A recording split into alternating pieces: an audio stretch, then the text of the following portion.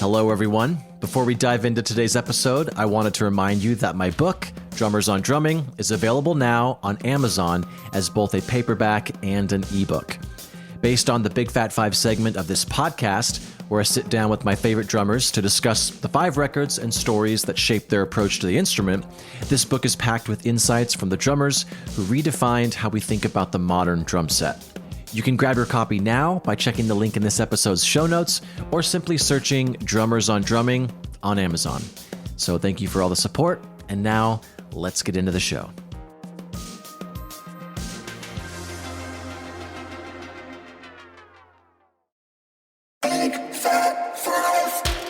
What is up? Welcome back to Big Fat Five, a podcast financially supported by Big Fat Snare Drum. To make up for taking an involuntary week off, we've got a long one for you. This week's guest is Sarab Singh. I've admired Sarab from afar for a long time, and it's funny that we've never actually met face-to-face before this chat because we've randomly shared lockouts in LA essentially across the hall from each other twice at this point. I always hear him practicing the craziest stuff, and it's super inspiring. So we get into all that at the beginning of our chat, which I kind of just start randomly because we just went to the races immediately. But Sarab is one of those drummers that gets calls. He's an insanely unique and consistent player who's worked with Ingrid Michaelson, Charlie XCX, Joji. His solo project is called Clever Girl, and most recently he's been keeping busy with the band Muna. He's got it all and has an amazing personal aesthetic, which I rather appreciate. This music you're about to hear is played almost entirely in real time with Sarab using the Trap Cat, which is a very interesting instrument that we discussed pretty early in our chat. So I'm going to shut up. Please enjoy the top 5 records that shaped Sarab Singh into the drummer he is today. Cheers.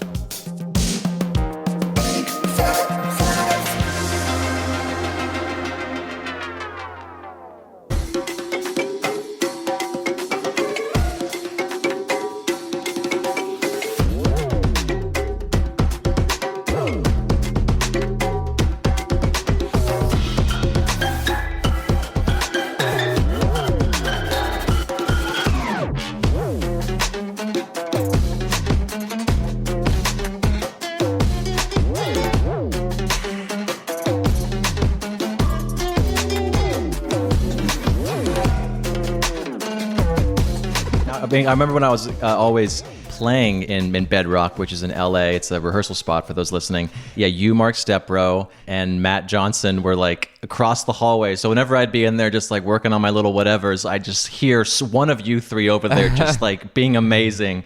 And it was inspiring. I wasn't sad about it, but it was just... and of course, whenever I talk to each one of you, I'm like, I always hear you practicing. They'd always refer like, oh, it was probably either Sarab or you know, all the other ones. So it was... you guys are always so humble. Oh, that's so sweet, man. Yeah, that Bedrock was like, being at Bedrock's like being at South by Southwest. Like I'd pull up there at 10 in the morning and I'd see like Father John Misty in like his full get up with like all his homies, and then a bunch of like dudes just like drinking beers like in a next to a car. Like, I don't know, you never knew what you were going to see there.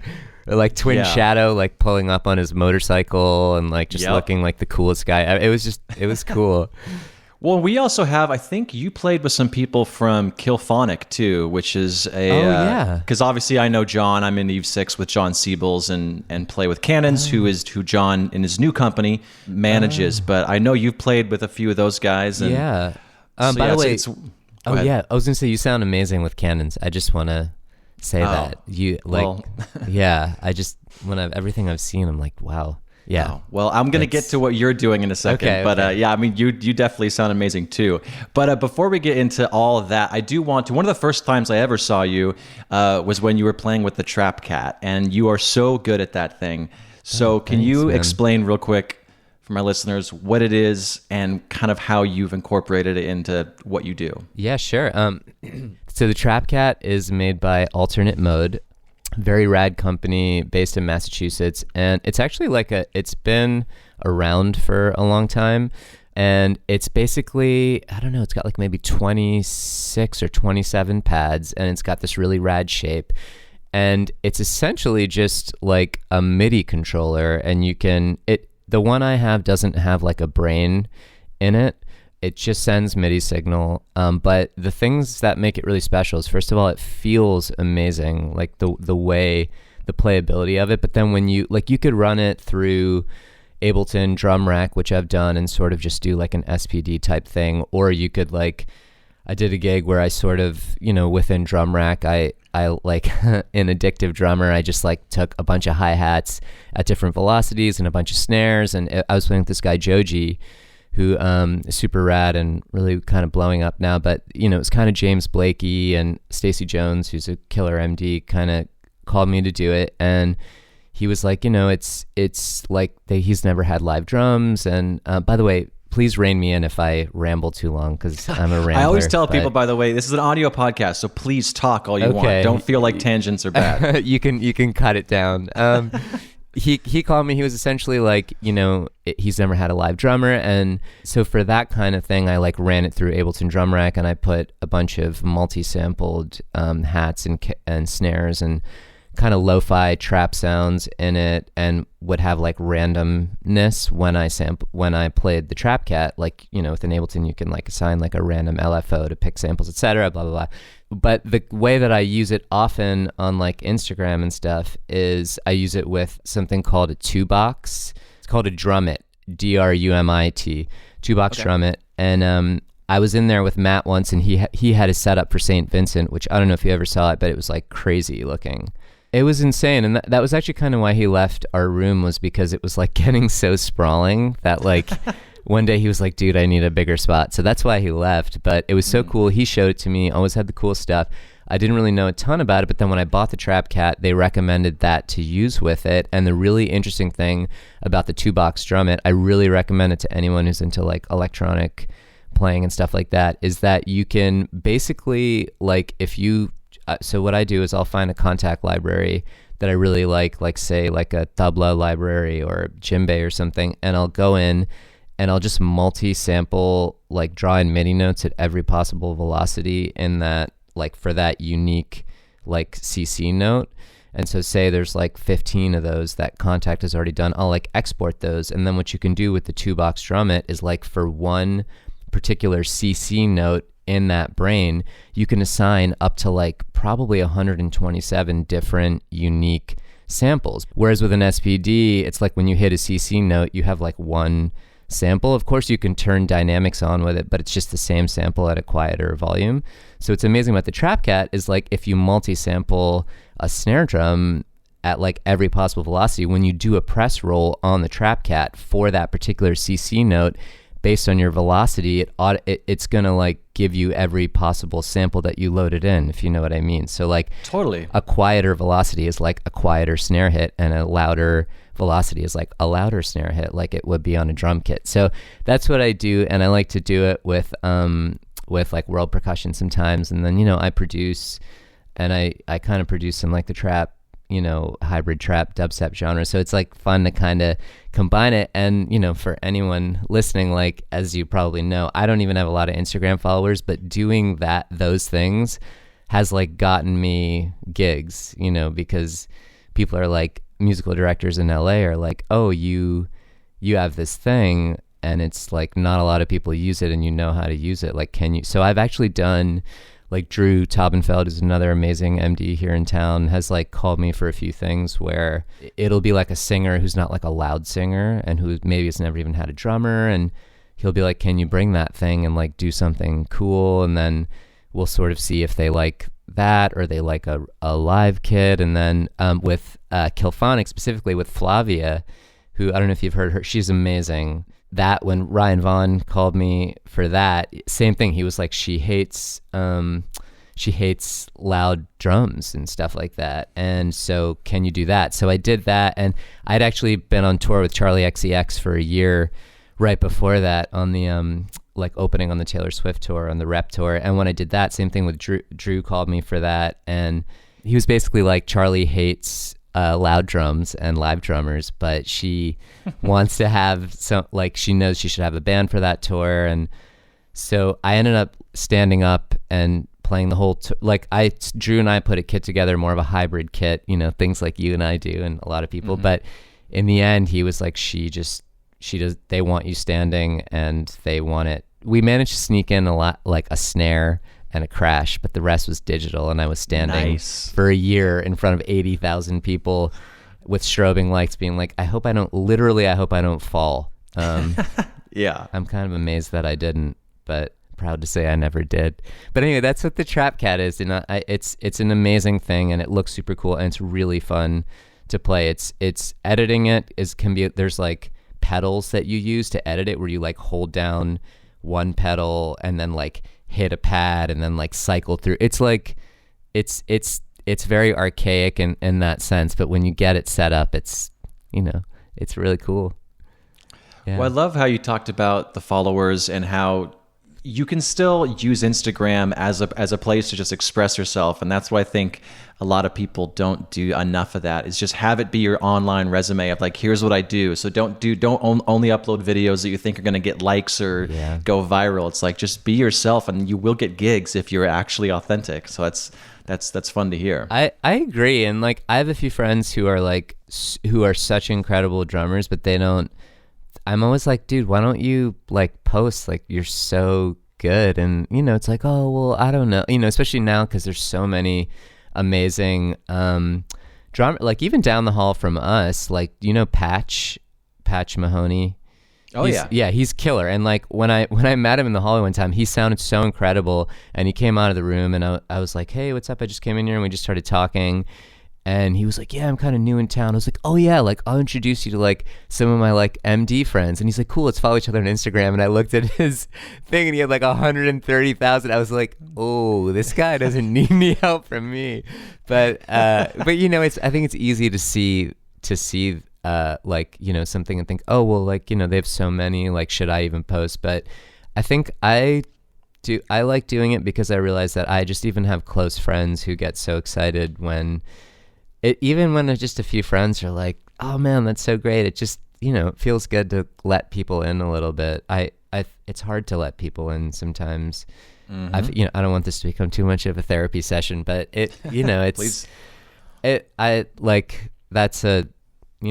it's the fear of like putting something up that maybe in your mind you think people won't think it's as good as another thing, and then you start like wondering why it didn't get as many likes as the last thing, and kind of like you said, but it is like you kind of never know who's watching your stuff nowadays, like because even if you get like if 30 people watch your video and one of them is like a big MD who like, I mean, it happens a lot here. I feel like, in LA and now in any city, it's like you don't even have to live in LA. You put something up and someone shows it to their artist, and the artist is like, whoa, that's so cool. And then the next thing you know, you get an email, and like you could be on a stadium tour or something. I mean, 100%. Or just, your buddy recommends you, and if you don't have any videos on your Instagram, they're like, well, do they play, And so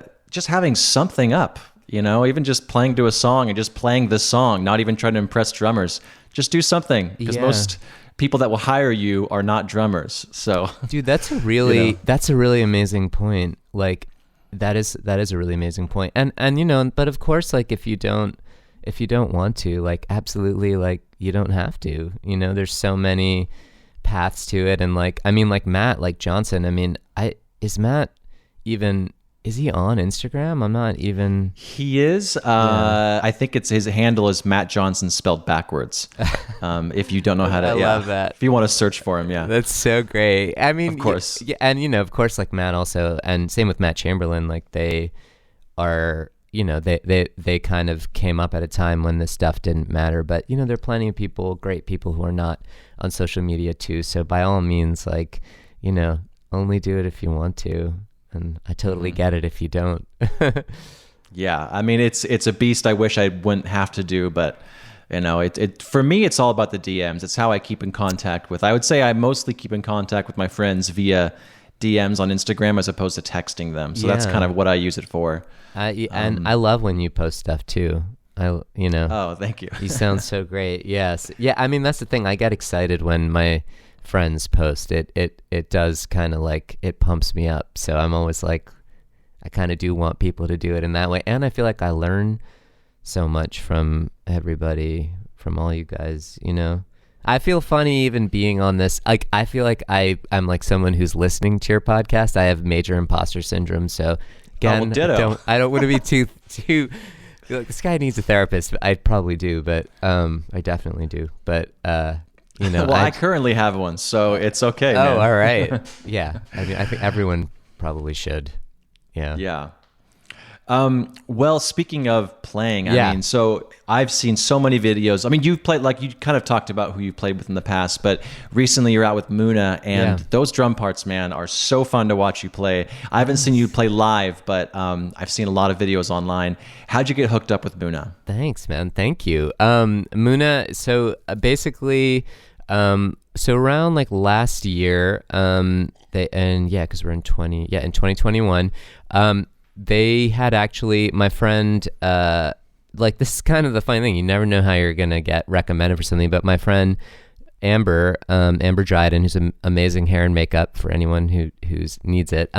She works with Lord and a lot of other cool people. And I was touring with Ingrid Michaelson for a long time, who's a great singer-songwriter. And Amber was hair and makeup on the bus with us. And she and I would always hang out. She became a really good friend of mine. And she also does hair and makeup for Muna. And so basically Muna had posted on Instagram that they were looking for a new drummer. And Amber, I actually missed the post because I didn't like follow. I sort of knew who they were because they're a USC band. And Brian Jones is their bass player who now plays with Paramore. He was their bass player. And the drummer is this guy, Scott Heiner, who's awesome. And I'd known him for a little while, but hadn't really talked to them in years. And I remember like sort of hearing about Muna and seeing that they were doing, like, they did some late shows and stuff like that. But I didn't know a lot about them and I didn't follow them. So she messaged me and like sent me the post on Instagram. And I kind of like, I sort of saw it, and it, like, I saw that they were looking and they were auditioning. And first of all, my first thought was like, well, if they're posting on Instagram, they're probably going to have like somebody, like, I'm 40. And so I was like, they're probably going to have some young, you know, like USC whippersnapper or someone like that. And so I just kind of like ignored it. And then she hit me up like a week later being like, hey, like, Katie from Muna, who I now know is the lead singer, but I didn't know at the time, like, she's like, she hit you up on Instagram, like, you didn't like hit her back, like, don't be like a moron. And I was like, oh, I didn't even see it, because you know you have to accept when you don't follow someone. So I got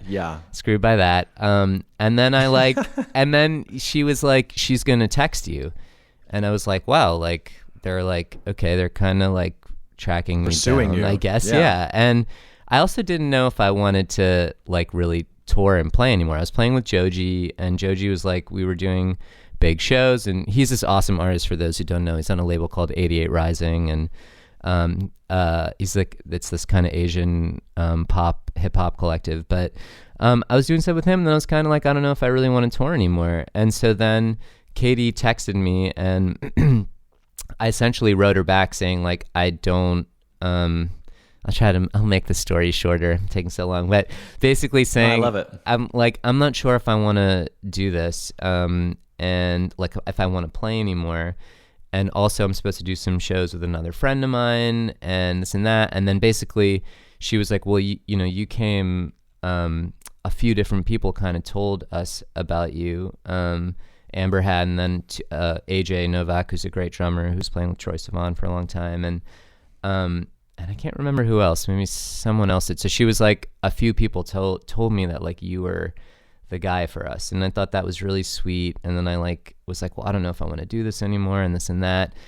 And then she was like, well, how would you feel if we just sent you the audition material? And then I was like, oh man, I have to audition too. Like, I hate the last audition I did was and the last one I did was the Troye Sivan audition, and I kind of knew I wasn't gonna get that. That was like really, so Adam Kriskow, I don't know if you know Adam, so he was doing it, and he was my dear brother, he was stepping down. He was like, yo, you should just do it. Like, this is another thing for anyone who's listening and who doesn't auditioning like me, who doesn't like auditioning. He was like, you should just do it because Stacey Jones is MDing, and like Stacey and I had kind of known of each other, but I hadn't really gone in the room with him. So he was like, Stacy's insane, by the way. He's incredible. Everything he does, he's like good at everything. Dude, he's, I mean, all these MDs out here. Sorry to interrupt, but. No, please. I mean, I agree. He's such an incredible MD and such a killer drummer.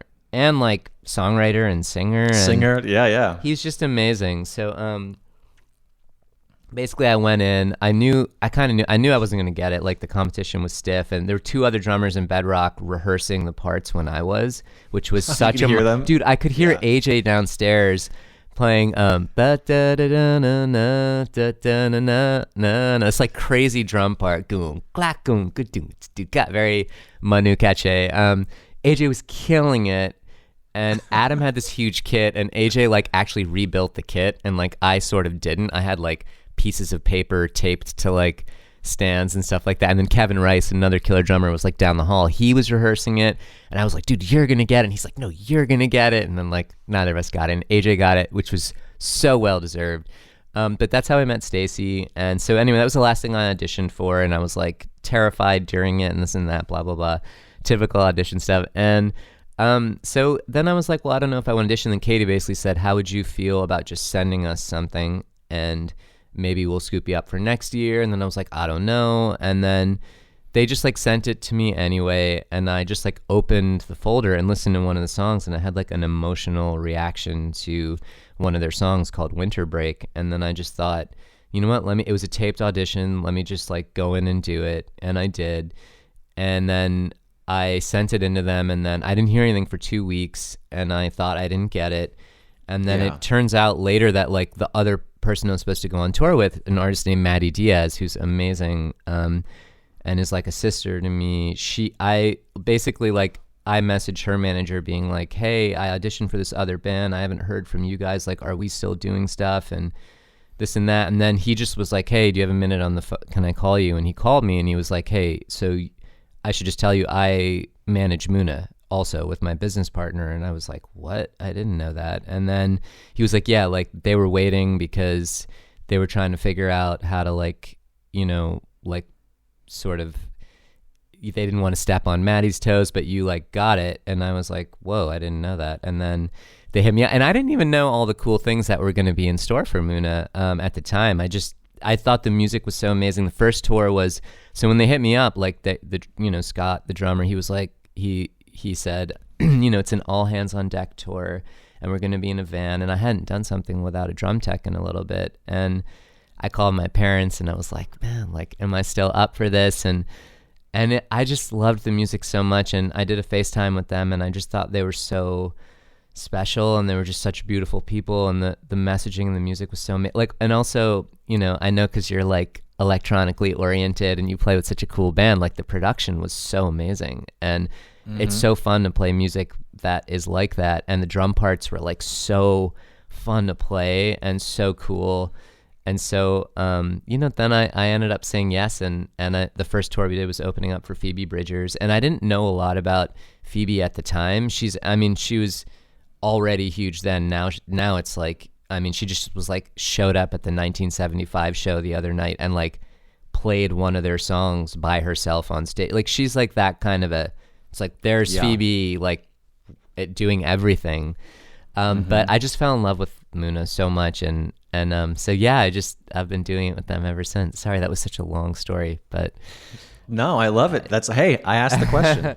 It was just, it's, you never know. I know, you know how this is, man. Like, you never know what's going to kind of pop in and what you're going to sort of suddenly fall in love with. And I've always loved working. I've done sideman stuff, but I've never really like related to that. I've always liked to like really, you know, work with something people that I can connect with, and music that I can like find my place in, as opposed to and I have jumped around. We all do it here, but I've never really liked that, you know? Yeah, there's always that intro period where, getting to know people all over again, and you're excited about the music, but you're like, well, how's this first tour gonna go? Because it's just, when you have the family, it's the best. And I'm very lucky. It sounds like you are as well. So and the dude, for sure. And the first, it was funny because I only had a day and a half with them. I had to learn their set, which, you know, it's just very like part oriented, and so it was like, and they'd only had one other drummer, so I really was trying to like, I called him up a little bit, and I was, it's like, oh, like this one thing, like Scott like had like a heavier sort of approach, and I was like, I'm a little more like this part, I feel it more like 16th note oriented, and like your thing was kind of more like open hats and heavier, like should I do what you were doing? He was like, dude, they've only ever heard me play it before, because he went to USC with them, and he was like, you should like do your thing. And I was like nervous. We were at Mates, and like my hands were shaking, and I was like, and they had such a family vibe, and they're also like so cool, but also so sweet and so smart. And I was like very like taken with them, I was like, God, these like, they're so like amazing, and are they gonna like me? And I just started playing the groove to one of their songs, and I saw them like look at each other and kind of smile and look back at me, like within like a second if they're gonna 100%. Like it. yeah. But hey, before we go into your top 5, I do want to say, so someone asked this when Ash Sohn was on the episode, and I tend to ask a lot of my guests, because it's tough for me. How do you ingest your influences without feeling like you're just imitating them? Yeah, I mean, that is an amazing question. I mean, I think like I guess like most, I mean, for me personally, it's always been like, and I was kind of taught this way too, where like, like I'll transcribe something or learn something out of a book, or just listen like old school style, and just like go into TK or Bedrock and really like work on that part. But then when I'm like playing with a band or playing with people, I don't necessarily like, it's kind of like what people say about technique. I was listening to your thing, year one with Jason, which was amazing. McGurr, a new friend of mine. And it's really true with technique. You want to practice it, but when you're like playing music, like you don't want to be thinking about technique, because the point of it is to like not be thinking about that. And it's the same with influences. I feel like it's sort of like you learn these things, but then you absorb how someone plays, but once you go on the bandstand, like you want to just sort of forget about it, and like just sort of let it rip a little bit and follow your first impulse. Because I mean, that's like what all the greatest people were sort of doing. I feel like, that's how like they probably got to their sound, and I was sort of taught that way, because like where I went to college, I went to school with Nick, with Baglio, who you had on the show, by the way, he like sounded like that in school, like what he sounds like now. Jesus. Yeah, it was kind of a terrifying, when you go to one of these schools, like it's kind of terrifying. And I heard Nick and another guy named Ludwig Afonso, who's amazing, who's like more like he was playing with Spyro Gyra, and he's more in the jazz scene, and he's amazing. But Nick and Ludwig would have like drum battles, and they sounded like that, both of them. And Ludwig like plays open style and is like an Afro cube. It was scary. I was like, holy shit, like people sound like this, like that are not on like DCI videos, Yeah. So and Nick's also just the best human. Dude, he's the best human. Like I was really into like, I was trying to like get into working out then, and you know how ripped Nick is if you guys have seen him. So also he was that ripped then. And like I remember once, dude, it was crazy. We were in the wellness center at Miami, and I was like trying to like, be like, lift like 10 pounds, and Nick just like came up and was like spotting me and helping me, like giving me tips, and I could see people looking over being like, what the hell is, like, for those who have never seen me, I'm like a twig, and people were like, what the hell is going on over there? But he's the sweetest. Yeah. And he used to say my name in 5. I think it was 5. He'd go, Sarab, Sarab, Sarab, Sarab, Sarab, 1, 2, 1, 2, 1. I was 7. Sarab, Sarab, Sarab. Like, that's the kind of guy he is. He would like say my name in 7 when he would see me. I'm not even kidding. Like, drummers are such dorks. What are we doing? I know. Yeah. But anyway, so yeah, that, like, to answer your question, I think that transcribe and definitely shed stuff, and at Miami we had like a drum set improv class where we would just like move through drummers, like Roy Haynes and like Philly Joe Jones and then like, Vinny or something like that. And you'd transcribe these things and you'd get really focused on them and then you'd like move on. And I think the idea is like to like ingest what you can and then just like go in Keith Carlock, I've heard also in interviews talks about that too. Like he learned all this dope stuff and then he like left school and he like had to figure out how to make his own soup out of it. You kind of find that a lot with all those like all the really big influential people. Yeah, I was listening to Joe Wong on the Trap Set talk about, I think it was his intro to Questlove, where Questlove has kind of self-described himself as failing to imitate people into becoming himself. Yeah. I'm not going to word it as well as him, but they're like, if you try and be all these people, you're going to end up being you no matter what you try. And making something amazing. I mean, it's the same. I'm like I'm a big EDM head and I'm a big Skrillex fan. And even something with Skrillex, like with a lot of what we know as his like signature, I know this is a drum podcast, but like, it's so applicable. Like a lot of what we love about his sound design, if you're a fan of his, was him trying to imitate Noisia, who is like a legendary drum and bass production trio. And he was trying to make those sounds. It's sometimes hard to imitate something exactly. And he ended up making his own thing. If he had imitated them too closely, like maybe it wouldn't even have been that interesting. So it'd be like, oh, well, I think it's the same with drummers. Mm-hmm. Oh, well, we've like heard that, you know what I mean? And I mean, it can still be amazing. But like when you do something new, like specifically with Carlock, like when I first saw Keith, when I lived in New York, I went to the 55 bar to see him, and it was such a small place, and it was like I knew where he was coming from. I heard a lot of Garibaldi, which is like I guess a decent transition here, but I did hear a lot of that in him, and I heard certain things, but also like it was just another thing, like. You see drummers like that. I mean, Juliana with Mark, it was the same thing because I was in New York and I would go watch him and I kind of knew like where it was coming from, Joe Jamer and like Zach Danziger and stuff like that. But it was like he just had his own thing going on, and that's why everyone like would go and watch these people play.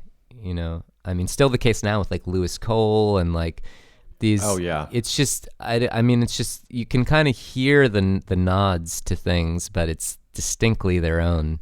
Yeah, I would love to have him on. But speaking of, yes, you a great co-host. So the number one is Back to Oakland, release year's 1975. Artist is Tower of Power. Song is Squib Cakes. But again, it's just because I forced you to choose a song. But the whole album is Back to Oakland. And drummer's David Garibaldi. So do you want to talk a little bit about this record and then we can listen to it? Sure. So I mean, I felt really predictable picking this, and I tried to not pick it.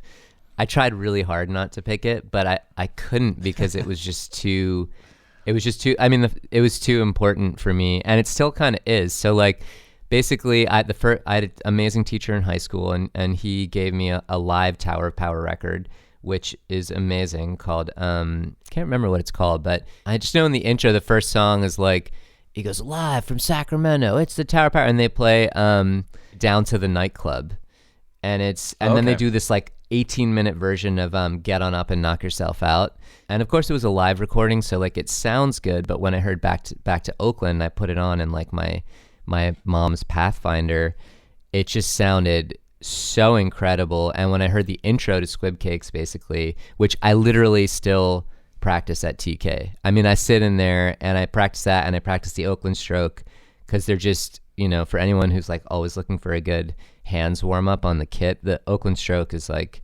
just it'll just work because you have to do kind of like a bit of what the funky drummer beat is, where it's like the like second note accent, and those things just really like loosen you up, and they're hard to do. But when I heard it, I mean, basically, like the intro is so incredible and iconic. But more than that, it was kind of like just the 16th note feel of what he was doing, And I listened when you had Elitch on. He talked about something that Chamberlain, that Matt has, which is like kind of an undulating, almost like there's like a shaker going on all the time. And I sort of was doing ghost notey stuff because I was listening to like the Chili Peppers, and like, I was hearing Chad do that kind of thing, and I kind of knew about it. But when I heard Garibaldi, it was like just the way that he composed those parts and that constant, like, so I'm like a pocket guy, you know, and that's my favorite stuff. And it just felt so incredible, but it was also so, like, I'd never heard people break up the beat really like that. And yeah, I mean, still to this day when I put it on, like, just that sort of rooted constant motion of what he's playing is incredible. And when I saw Keith, Keith obviously has like crazy chops, but at the bass line of it, it's like a similar thing. It's like it's flow on the kit. Like every fill feels amazing too. Like the pocket of the fills are so incredible too. And so yeah. Perfect. Well, here we go. Here's Squib Cakes.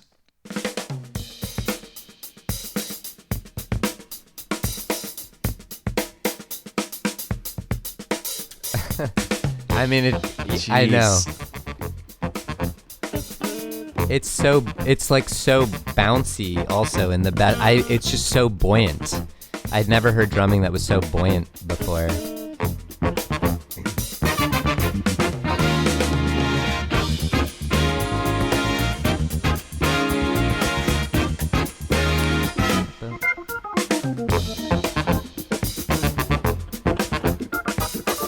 And that hi-hat thing, I've always found that so hard to do. That my foot, your left foot. Yeah. It's. I mean,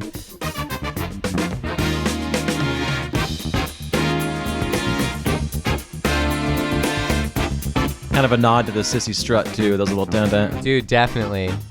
This kind of stuff too. The way he breaks stuff up on the bell.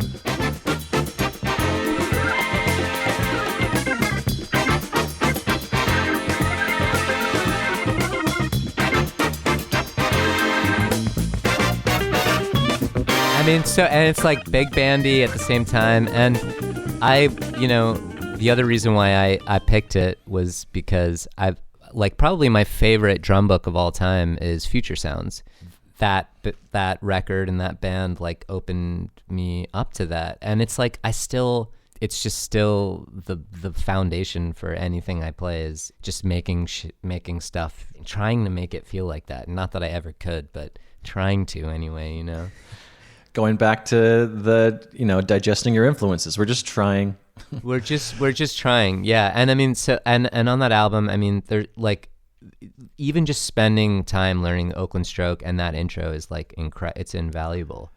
Well, you know what? I would be remiss to not play the Oakland Stroke right now. So this is the first song on this record. So here we go.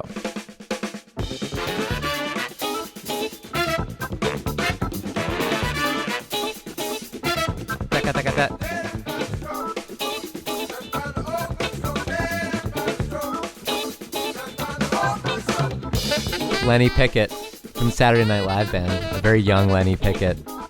Wow. Yeah, on the whole album.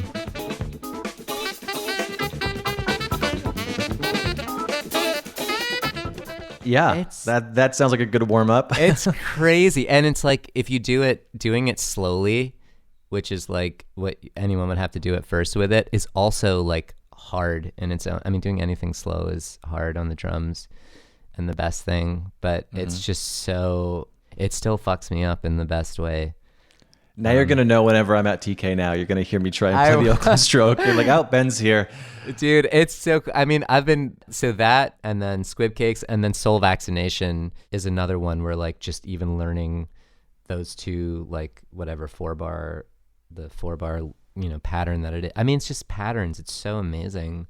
Yep. And then, yeah, you learn it, and then, you kind of do and you hear it in like Weckl too. I mean, the foundation for so much of that. I mean, I love, obviously like all the amazing facility that Dave has, but I mean, just like those grooves and all that are also just so much from Garibaldi, and just the like the flow of it, it always feels so good. I mean, same with Purdy. I was going to put a Purdy track on here, and I had you switch it out, but you did. It's the same thing with Bernard. Like every fill grooves so much too, and that's just like my favorite thing. It just never it never breaks from like that motion and that feeling. It never takes you out of it, even when they're doing complicated things. Yeah, but I was lucky enough. The last concert I saw before the world shut down was Tower of Power at NAMM 2020. Whoa. And so that was the last live concert I saw. And I was like, all right, that's enough inspiration for me to not see anything for 2 years. So, all right. So number 2, the album's Night Dreamer. The release year is 1964. The artist is Wayne Shorter. The song choice is Black Nile.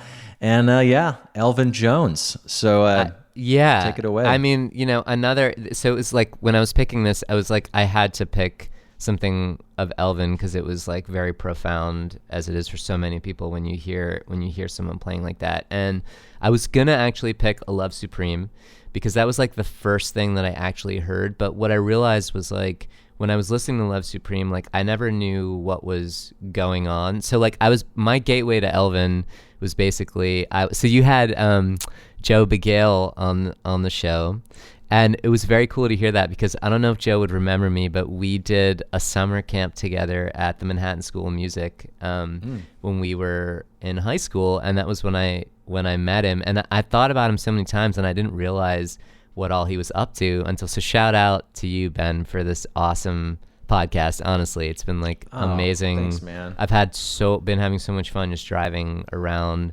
listening to everything, and it's been really inspiring. That means a lot, dude. Seriously, thank you. You're so good at it. I wanted to say all that in the beginning, but I'll probably say it again at the end too. But Joe, so I was a big Fish head, like Joe and a lot of other people who grew up on the East Coast in the 90s, and then through Fish I heard Medeski, Martin and Wood because it was like intermission music, and I was like, what's this? And then I was super into them, and then there was I can't remember what record it was on, but there's a Billy Martin thing where it's like a 12/8 and it goes and I was like, this is so cool, what is this? And I played it for my teacher, and he was like, oh well, this is like Elvin from like A Love Supreme, and then he put it on for me, and I was like, oh my god, like that is what that is, like what it and I was like a sophomore in high school, and I just like used to sit and I smoked a lot of weed, and I would get really stoned, and I had these like glow in the dark stars on my ceiling, and I would shut the lights off and just sit in front of the stereo and listen to that album, and I had no idea what was going on. And when I went to the Manhattan School of Music summer camp, I remember getting my ass handed to me because I didn't I sort of knew like that. So then I got introduced to like Beyond Bop Drumming, John Riley book, which is amazing, and like my teacher like was showing me these like triplet comping phrases, which just blew me away. But it was also just like the feel of Elvin, like it's such an open sound and it's such a wide sound, and that was really incredible to me. I mean, I was also listening to like a lot of Philly Joe Jones, who I still listen to, and a lot of and a lot of Tony, and it was like Elvin at these like slower tempos, it was so wide, and then Philly Joe at the medium tempos, like right down the middle, and then like up tempos, it's like Tony blistering with like a lot of the inventive ride cymbal technique he was doing. And so, but with Elvin, there's so many records you could pick of Elvin. Like also The Real McCoy is one of my favorites. It has Passion Dance, which is like an incredible him and McCoy like going to battle, and some more Elvin Latin patterns. But the reason why I picked this one was because like when I started listening to Wayne Shorter stuff, like Wayne's compositions are so amazing, and I kind of didn't know a lot about song form until I like got to school. Like I didn't really pay attention to like the structure of playing jazz, and so there's a few reasons why I like this album. Like one is that Elvin is just like, I feel like he's very crisp on this album. Like some albums you hear him and it's like more like I feel like maybe he was like in jail one time and he like got out of jail and like played on an album, like it was like whatever, the 60s, and cigarette hanging out of his mouth. I mean, sure. So like this one, he's like on fire. And the other thing I like about this tune that I picked, Black Nile, is like when I heard it, I really like could hear the song form in it. It's like an AABA strong song structure, and like even when he takes a solo at the end, you can kind of hear, where he is in the solo, and I was sort of paying attention to that stuff with Philly Joe, but I was listening to more Elvin, and I kind of like it really clicked for me. But just also like the triplet comping stuff that he does on this is like it's incredible. And then also like, you know how it is, like I feel like a lot of people like gravitate towards certain records because of how they just sound, and the ride cymbal sound on this is so good. And you know, I got to see Elvin I only got to see him once, so like I went to PASIC in 2003 to perform with my percussion ensemble, which was super cool. We played right before Weckl, and they almost let me play on his kit because the kit that they were supposed to deliver to me like didn't show up, like, and then Dave's stuff was there, and there was a brief talk about letting me, like, it was when he had the 18-inch kick set off to the side, and there's like, they were like, well, I heard them talking, they're like, well, he could just like play on like a few of those, and like I think Dave's tech came in and he was like, no, he shut it down. I was like giggling in the corner. I was like, yeah, I'm not gonna do that, obviously. But Elvin was the master guest that night, and it was so cool because like you know, John Riley was there, and like Ed Soph was there, and Adam Nussbaum, and all these like and Gary Novak, who like Gary Novak did a clinic that year. It was just, it blew me away. Nick actually Baglio turned me on to a Chick record called Time Warp with Gary, which is just incredible. But anyway, Elvin played, and it was amazing to see all these masters. Like they were like kids watching Elvin. Mm-hmm. I was like watching them watch him, and they were like children. And you know, it was later in his life, obviously, but he's just still had that same open, wide sound. So anyway, yeah, I love this track. Any Wayne Shorter record is amazing, and I think this has McCoy Tyner, Lee Morgan, and maybe Reggie Workman on bass. But yeah, Wayne Shorter. All right. Yeah. Well, here you go. Here's Black Nile.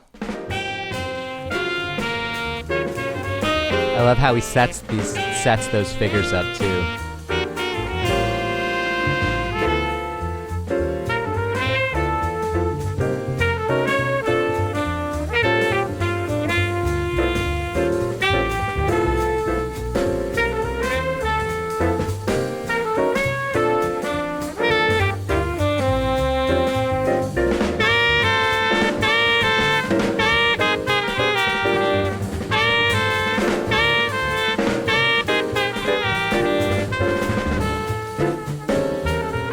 He sounds so articulate on the, I mean, he always does, but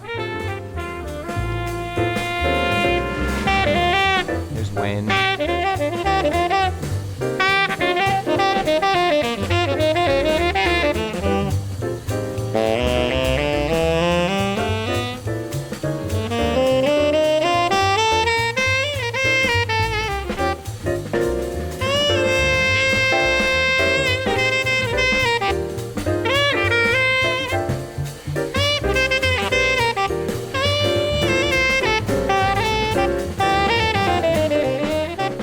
Sounds great. It does, and just his triplet comp, I mean, that's just like my favorite thing. I was really into Tane, and you know, I like Tane has so much of that, and yeah, I mean, I mean, Elvin, like you can just, it still fascinates me hearing him like do that stuff, and just, yeah, how elastic it is. It's crazy.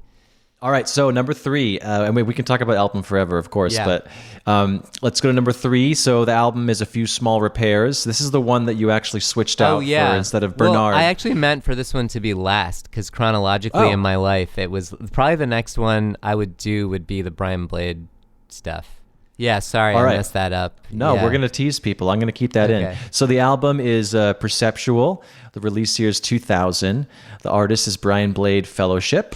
The song's Crooked Creek, and the drummer is, like you just said, Brian Blade. So take it away. So this one, so basically, I mean, in carrying on with my Elvin phase, like when I heard Brian at that camp that I did, I heard them talk a lot about Brian because the saxophone player on that is Myron Walden, who's amazing, and he was like an instructor. I think he was like probably like 25 or something, and everyone was like, oh yeah, like Brian's guy, Brian. And I thought his name was so cool, but I'd never heard him play.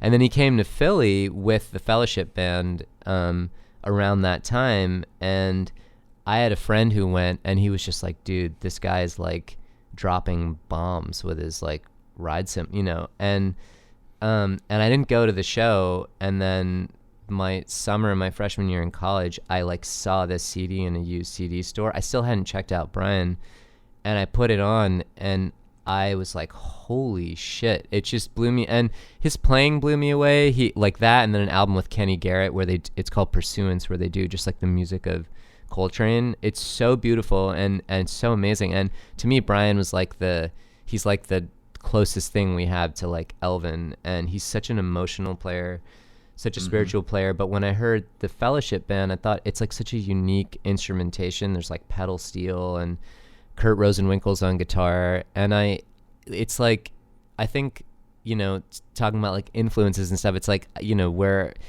you and I are like in a similar scene of music and like pop, or kind of left field pop or whatever they call it. It's not like I'm really out there playing jazz at all, but so much of this like informs the way that I play. Like, because with Muna, for example, there's like some of the songs are, you know, there's like a country pop element to what they do, and there's like ballads, and I'm not like smashing. I'm playing like, you know, like there's a tune where it's very like almost jazz sounding with like kind of a left-handed press roll and stuff, and it works in that music because there's a lot of dynamics in their music and breath, and I'm like channeling, you know, these records and this time I spent listening to this music. And with Brian, it's like his touch on the kit and his flow and how wide it all is, and dynamically it's amazing. And like you hear so much Elvin, but the Fellowship Band is, you know, for anyone who hasn't heard it, it's so amazing and unique. And I think he had like every instrument mixed at the same level at this record too, which was interesting. He was like wanted like an equality type of feeling to the music, and yeah, just beautiful tunes and unreal playing. All right, here's Crooked Creek.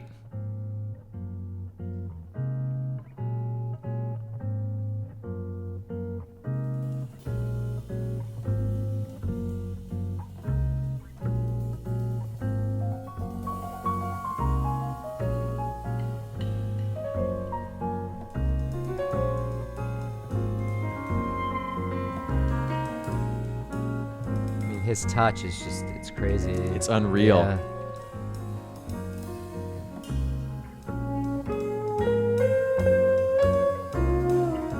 It's like emotional jazz, you know.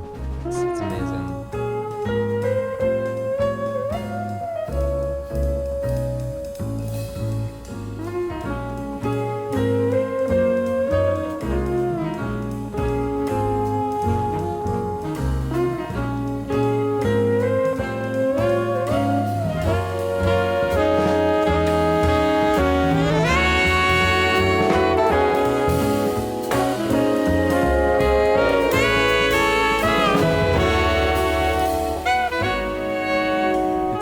Dynamics like incredible.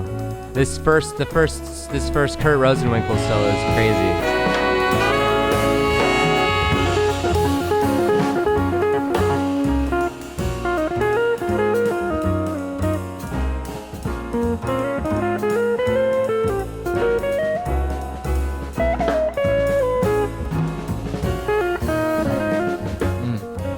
The way they play off each other is amazing.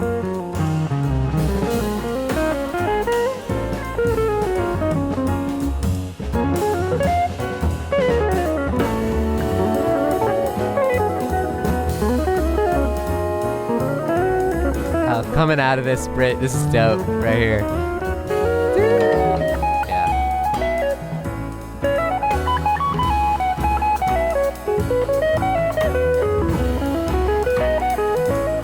Speaking of the left foot before, his left foot is on, it's like so perfectly swung on that. Yep.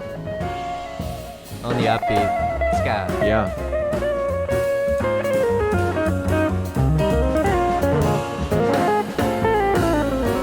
Dude, Kurt Rosenwinkel also, like...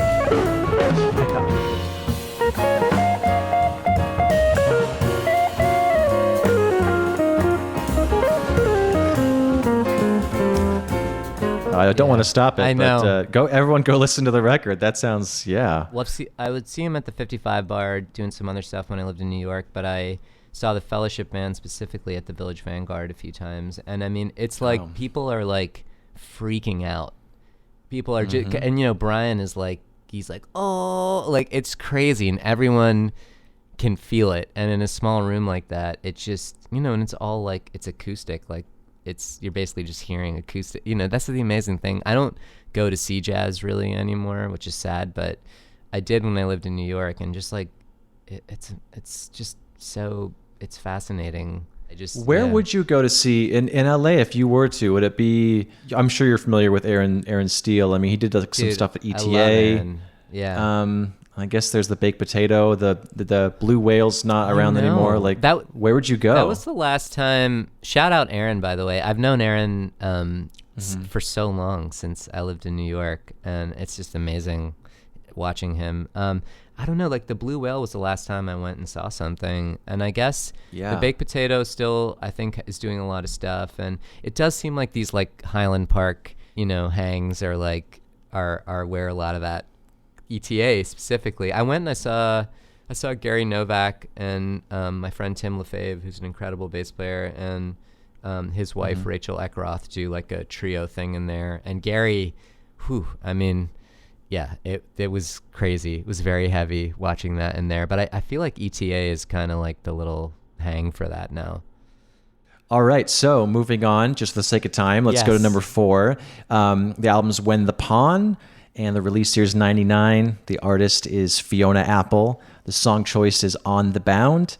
And you've mentioned him before. This is Matt Chamberlain on drums. So take it away. I mean, totally. I feel like probably so many people listening to this would have something of Matt's on their list. But for me, this was when I was in school, you know, where I went to college. Like everyone, it was kind of like choose your own adventure. Nick was like very clearly doing that crazy stuff he was doing. For me, like I was definitely deep into the jazz thing, but I've always loved like singer-songwriters, female singer-songwriters, which is sort of funny because that's like the majority of what I've done in my career are like playing with female oriented bands, and also because they're just the best. But I agree. Yeah, I know you. So so I kind of was like, when I heard this album, I had heard Macy Gray's first record in like 1999, and that was Matt. I didn't know it was Matt, but I loved that Macy Gray album. And I just loved how it felt. And I was like a huge Sarah McLachlan fan, huge Indigo Girls fan. Also partly why I like really responded to Muna was like I heard all of these things that I like kind of the first like song oriented music that I really loved when I was in high school. And then when I got to college, I sort of left it behind for a bit, went down the jazz rabbit hole, was really listening. And then the only other thing I was listening to a lot of was like Coldplay. It was like A Rush of Blood to the Head came out when I was in college, and it like was just blew me away. And then great album, so good. And then when my friend who I was playing with, she's an amazing singer-songwriter, she like was in the classical guitar program, but she was like just always listening to the coolest music. And actually she took me to go see Death Cab in 2004 in Fort Lauderdale on the Transatlanticism tour.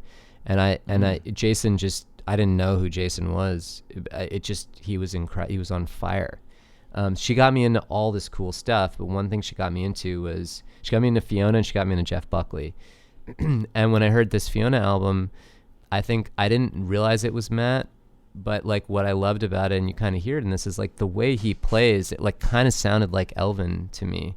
Like and On the Bound specifically is kind of swung. The tones were like more like they're warmer. The tones are so, I mean, this whole album is like a master class in John Bryan's production and all the crazy things going on in Matt's playing. But it just, I felt a lot of like jazz and swing and sort of, but yet it was like pop music, which is like really my favorite thing at the end of the day, and songs. And so, yeah, it just was like the perfect thing. And then I was like, oh, that's cool. Like you can be like a jazz head, but play pop music, you know. And Elitch talked about it with that Brad Mehldau record. I was a big Brad Mehldau fan of just like his trio, but then I remember when Largo came out and him using Matt and being, I was like, that makes so much, or when I heard it, probably after it came out, I was like, that makes so much sense, because that's what Matt does, and it's so beautiful, and it just feels amazing. And I know he studied a lot, I think, with Garibaldi, I read once, and you can kind of hear that also in a lot of his playing. So Yeah. I mean, immediately the group, like the ghost notes and.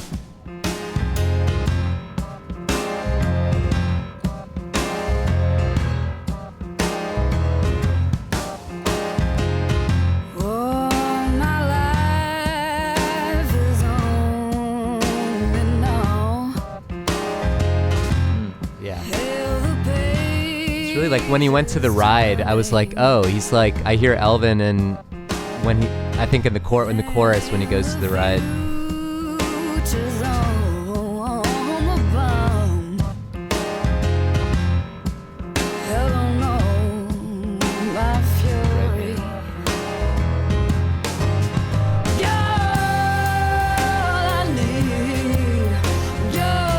It's like it's a triplet feel, you know.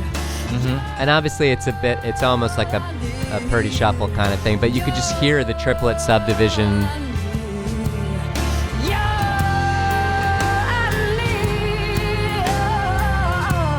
Also Fiona, I mean, just... Sure. Yeah, we can't not mention what's going on right now with her, too. And maybe some faith would do me good. I don't know what I'm doing, don't know should I change my mind. I can't decide, there's too many. That was a good transition out of that chorus. So that good. Was really cool. And this whole album is incredible. Yeah, it's still same thing. It still just blows me away. I think it's still, people are still trying to, you know, make records that sound like that too. Yeah, it's timeless. It is timeless. All right, so now we will go to the teaser. Everyone waited, and so the album is A Few Small Repairs. The release year is 1996. The artist is Sean Colvin. The song choice is Sonny Came Home, and the drummer is Sean Pelton. Yes. Sean playing for Sean. If people don't know, Sean is the SNL house drummer. Has been for many years. Anyways, take it away. Yeah, I mean, this is a really rad album. It was funny, like with part of the thing with Muna, like what made me fall in love with them is like they, you know, they're very. I basically just heard a lot of Sean Colvin when I heard Katie from Muna and her writing, which is incredible, and her voice, and she comes from a lot of, you know, she's like, maybe they're like, you know, good 10 years younger than me, but I heard so much in their music of like things that I loved and listening to when I was growing up, in high school, particularly with like a lot of the singer-songwriter music, which is kind of still just like my favorite music at the end of the day. And with this album, I remember when this song came out, it won record of the year and song of the year, which I guess are two different categories. And the whole album was like Grammy nominated, and it's kind of like a conceptual album, I believe, about like a woman like leaving like an abusive relationship. But this song, like when I heard it, I loved it. But then I came back to it once I moved to New York, because when I moved to New York, so like the two drummers I was really seeing a lot was Keith at 55 Bar, and then was Sean. And I used to play a lot with my old band in this club called The Living Room, which is now gone.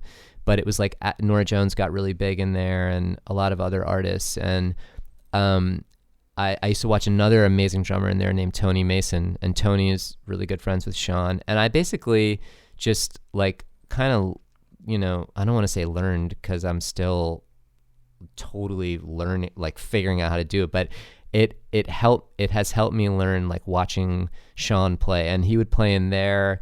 And a couple of other, like, you know, Rockwood Music Hall in New York, which is still there and awesome. And it's so incredible when you're in one of these.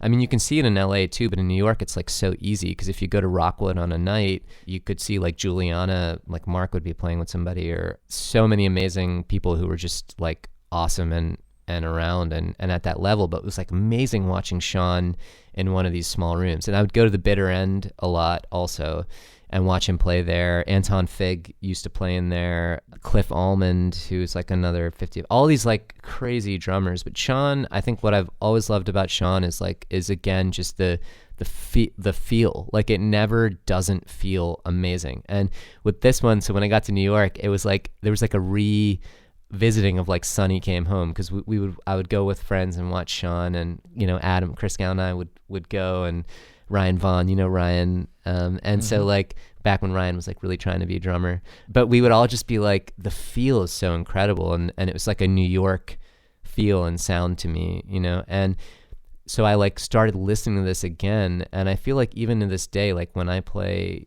like songs and it's, I'm not really like busting out, there's one Muna song where I do try to quote unquote, I learned like one gospel lick that I try to bust out, but really like it's fills like these, and you'll kind of hear it, like there's just a lilt and a swing to Sean's feel, and it's just amazing. And the way like just going into sections, and I mean there's a fill, I think it's like coming out of the bridge on this, which is just, it just feels amazing. And the pocket, and even just like the way he'll like open his hi-hat between like the slight opening of the hi-hat between all these things that just are so masterful. I was just listening to this last night again, and the song is just so, the melody is amazing. So yeah. Here we go. Sonny Came Home.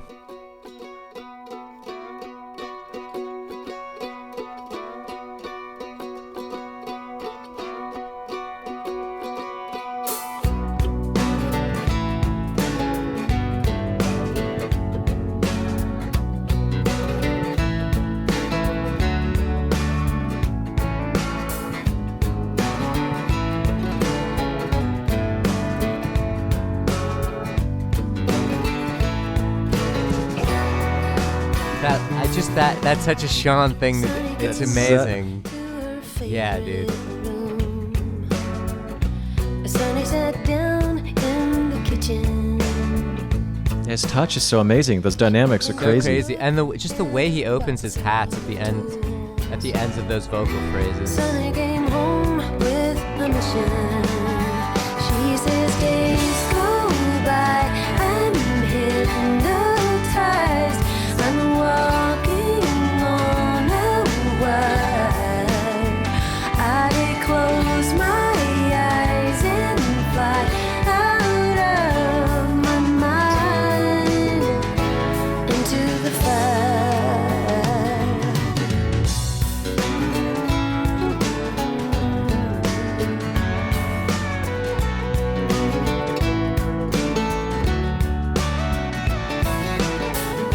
Sonny came home with a list of names.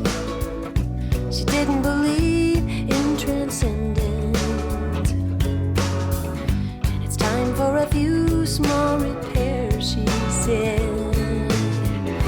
Sonny came home with a vengeance.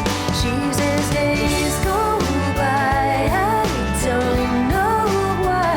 Yeah. I'm walking on a wire. I close my eyes and fly out of my mind. That shit just, it still fucks me up. It's just the way it feels. It's so springy, and yeah, I mean that's such a cool record. Like I think John Leventhal produced it, who is Rosanna Cash's husband, and has done just like a lot of amazing sort of organic pop type albums. But yeah, I still like just try to imitate those fills like now, like when I'm playing with Muna. It's kind of funny. I had like tons of mutual friends with him in New York, and I did get to meet him a couple times. I never got to like hang deeply with him, but I mean it was like whenever I saw his name on the schedule for I would just like take the train into the city and just go watch him. That is an amazing thing about New York. It's kind of harder to do that here. I'm sure it's possible. I did get to go see Matt when I first moved out here. He did a residency at the Mint, which is like such a cool, weird venue. That was the first show I played ever in LA when I moved here to like 6 people and the bartender. Yeah. It was. I do love it in there though. It just feels so weird. And Matt was doing a residency, and it was so crazy because it was like Mike Elizondo on bass, who's like a killer producer, and Blake Mills playing guitar, who I kind of knew who Blake Mills was. I feel like there's someone else, just like, it was like LA session royalty, and I was like, this is crazy. Like this wasn't really there in New York. I mean, we had Sean, but like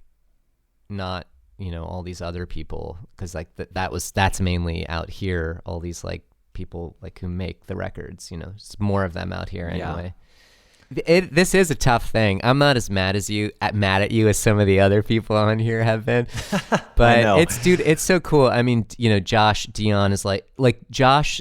So I've known Josh for so long. When I was in New York too, I would just go. My old band used to play with Josh's old band a lot, the Josh Dion band, and I would go watch Josh too. Like I'd go to the bitter end, and he was one of those people. I'd go, like he's like my age, but it just felt like he was like not my age. He was just otherworldly, and his feel. I mean, yeah, this is so cool what you're doing, man. I'm so impressed by it because you're such an incredible drummer who's like playing and doing the thing, but then you're also doing this, and it's amazing. Oh, well, I'm not good at taking compliments, so but thank you. I appreciate it, man. I love Thank it. you. I'm like fairly new to listening to podcasts, and I, listening to this, like when you asked me to do this, I listened through so many, and I was like, this is amazing. And thank you for having me. I'm sorry if I've just rambled on and on and on. Well, no, you're so easy to talk to.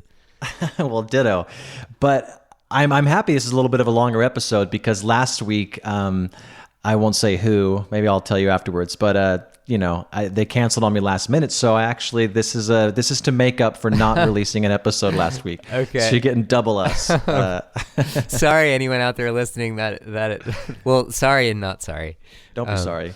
But before we go, if people do want to check out your stuff, I will blast it in the show notes as well. But for people that are driving and just want to know and they can remember, how can people see your stuff, see what you're doing? Is Muna going out? Yeah. Just kind of, this is your platform. Okay, great. So yeah, you can find me on Instagram, Sarab Singh, and then I have solo music that I make as well under the name Clever Girl, and that's more electronic oriented. I kind of compose also. It's maybe in the trap genre. And then and then as far as Muna goes, what we have coming up is we're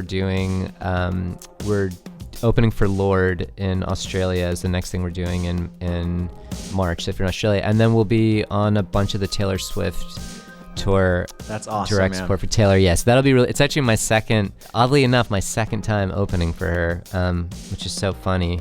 But things like that. There will be some more U.S. Headlining shows announced, and then I think we'll be in Europe at the end of the summer doing a headlining run also. So yeah. And that's where Sarab's audio cut out, but he just said, Ben, you're the greatest person ever, and I'm so happy how amazing you are, and I can't believe how awesome everything is in your life, and bye.